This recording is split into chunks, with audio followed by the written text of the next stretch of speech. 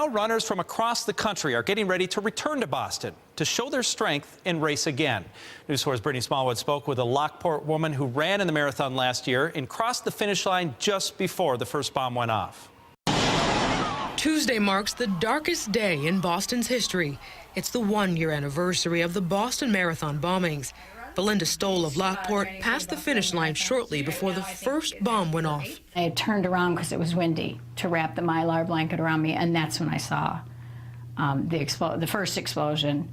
Last year, on April 15th, 2 bombs went off during the Boston Marathon. 3 people were killed and more than 180 others were wounded. Surviving suspect Joe Karsanayev remains locked up. His brother was killed during last year's manhunt to cross Boston. Stoll says the bombing was a moment that changed her life, but it won't stop her from running in this year's race.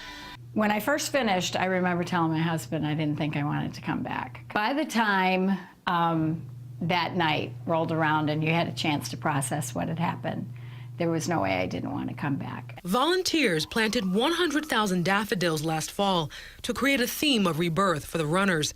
They'll be blooming across the course when the runners get there. I think that's amazing. I think anything that the city is doing to move forward is good.